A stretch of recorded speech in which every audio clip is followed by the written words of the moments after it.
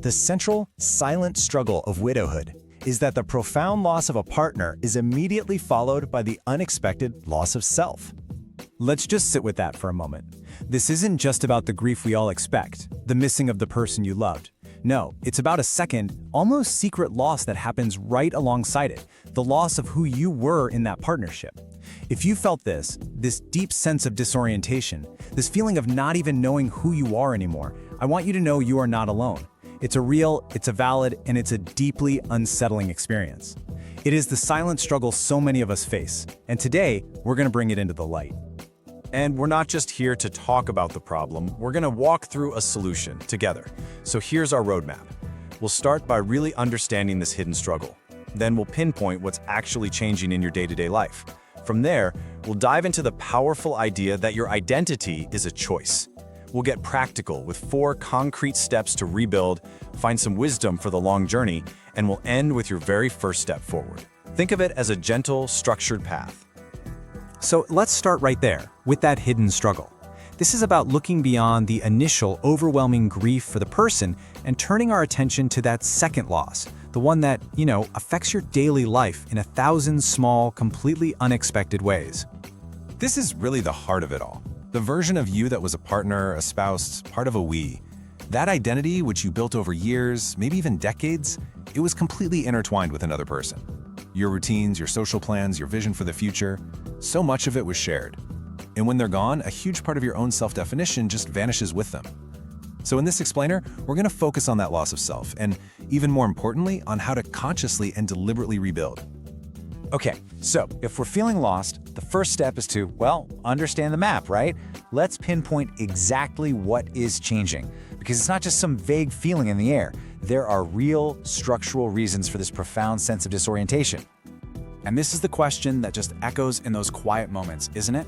Why do simple routines, social events, or even household tasks suddenly feel like climbing a mountain? I promise you, the answer is not that you've somehow become less capable. The answer lies in the structural void that's been left behind. This whole experience actually has a name: identity shock. Now, this isn't just sadness, it's a very specific kind of disruption. It is 2 parts. First, there's the disappearance of the couple identity, that automatic sense of being a team. And second, there's the collapse of all those shared routines that were basically the scaffolding of your days. The morning coffee ritual, the silent agreement on who locks up at night, who you called first with any news, that whole rhythm is just gone. And that is profoundly destabilizing. So this identity shock, it tends to show up in 2 very practical and often painful ways. First, these feelings of incompetence. Maybe your partner always handled the finances, or they were the one who knew how to fix the Wi-Fi, or did all the driving on road trips. Now you're facing these things alone, maybe staring at some banking app that feels totally foreign, and it can create a real crisis of confidence. And second, social isolation. You were invited to dinner parties as a couple. Your friendships were often based on that shared identity. And all of a sudden, you might find that those old circles just don't feel the same. Or maybe the invitations slow down, and it leaves you feeling completely adrift. Okay, we've defined the problem. We've given a name to the shock and its impacts. But now we shift gears, because this is where the power moves back to you. We are moving from simply understanding the problem to actively building the solution. This is the path to rebuilding. This is the single most important idea we're going to talk about today. Your identity. It's not something that just happens to you. Think of it more like a building. It's something you construct, piece by piece, through your choices and your actions and your habits. Now, a major part of that structure is gone, that's true, but the foundation is still there. And you, as the architect, can pick up new tools and new materials to build again. This isn't about replacing what was lost. It's about constructing something new, something resilient, and something that is entirely your own. You have so much agency here. And to do this, we have to separate 2 very different things. On one hand, you have grief for your partner. That is about mourning the who that was lost. It's an emotional process of remembrance. It takes its own time, it has its own rules. But, on the other hand, you have the loss of shared roles. This is about addressing the what that was lost, the daily tasks, the social functions, the division of labor. And this is a practical process of rebuilding.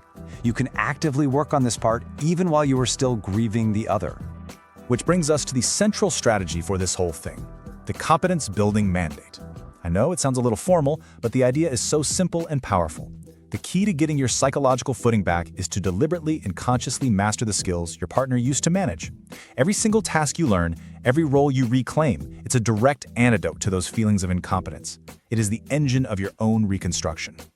So how do we put that into action? Let's get really practical. Here is a structured, 4-step plan for laying a new foundation for yourself. These are the 4 pillars of your new foundation. We're going to walk through each one: acquiring new skills, creating a social script for your new life, anchoring your day with a solid routine, and mindfully, gently curating your memories. These are intentional, actionable steps you can start taking, well, today. All right, step 1 is that competence-building mandate in action. I want you to think of one essential task that your partner always handled. Maybe it was the online banking, or grilling on the barbecue, or just figuring out the thermostat. Choose just one. Then, schedule time in your calendar, like a doctor's appointment, to learn it. Watch a YouTube tutorial, call a friend who knows how, take a local class. The act of learning itself, of moving from "I can't" to "oh, I can," that is what builds self-reliance and chips away at that feeling of helplessness. Next up, let's tackle this social challenge. This has 2 parts. First, proactively find new groups based on your interests. A book club, a walking group, a volunteer gig. This helps you build a social circle that knows you as an individual right from the start. Second, prepare what I call a solo social script. When people ask, "How are you doing?" have a simple, calm response ready. Something like, "I'm focusing on new projects these days," or even just, "It's a journey, but I'm finding my way." This gives you control of the conversation, and it really helps reduce that social anxiety. Step 3 is all about stability. When that shared rhythm of your day is gone, the world can feel chaotic, unpredictable. The solution? Create your own rhythm with a daily structure anchor. This is just a fixed, personal morning routine that you do every single day. It doesn't have to be complicated at all.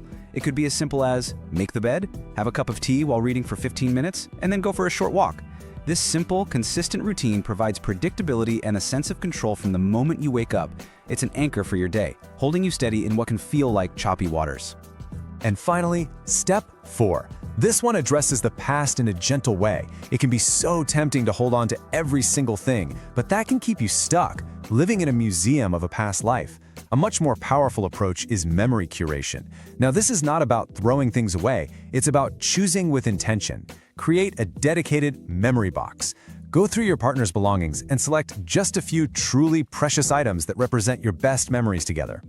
This act allows you to honor the past in a contained, beautiful way, freeing up your physical and emotional space to live in the present. Now, these steps aren't a quick fix. We both know that. This is a journey, and it's so important to have the right perspective for the long game. So let's shift our focus to encouragement and to finding strength in this entirely new chapter of your life. Please hear this. What you are going through is more than just recovery. You're not trying to get back to who you were. That's impossible, and that's okay. Instead, I want you to try and see this as a necessary and even profound phase of self-reconstruction.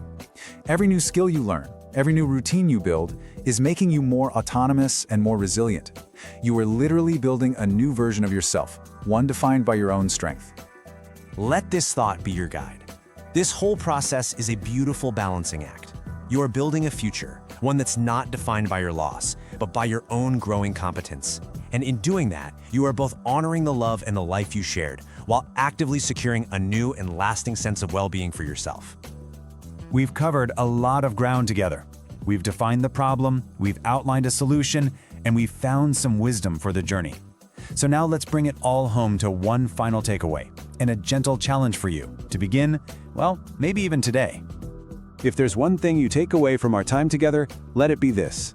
That feeling of identity shock, it is not a sign that you are broken. It is a natural signal. It's your mind and art telling you that it is time to consciously build a new, resilient, solo identity. And the foundation of that new identity is your own competence. And that brings us right here to this final question. I want you to take a quiet moment after we finish and just answer it for yourself. What is the one essential task your partner always managed that you will begin to learn starting today? Just one. You know, as we wrap this up, it's clear that the greatest challenge in widowhood is so often redefining the self after the couple identity disappears. And I hope the most helpful insight has been the power of that competence-building mandate. Just the simple, profound act of actively learning one lost skill, Whether it's the budget, the garden, or even the new TV remote, is what rebuilds not just your ability, but your belief in yourself. By consciously constructing this new autonomous identity, you aren't erasing the past. You are honoring it while choosing a resilient future that's built on your own strength. And that is how you secure a new sense of well-being, one small deliberate step at a time.